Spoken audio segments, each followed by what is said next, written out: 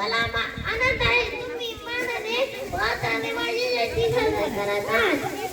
काही जण माझी जयंती मिरवणूक काढून, तर कोणी पोवाडा गाऊन, तर कोणी भाषण स्पर्धेत देऊन, तर कोणी माझ्या कार्याची स्तुती करून साजरी करतो.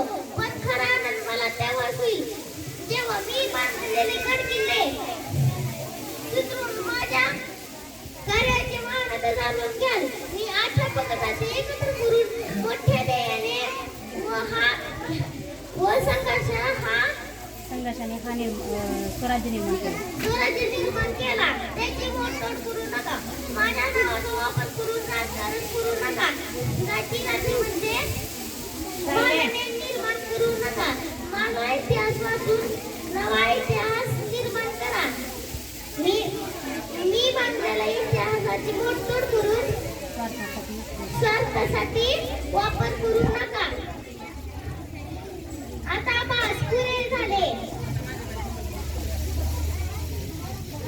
मी माझ्याबद्दल जेवढे बोलू तेवढे कमीच. जय भवानी, जय जगदंबा,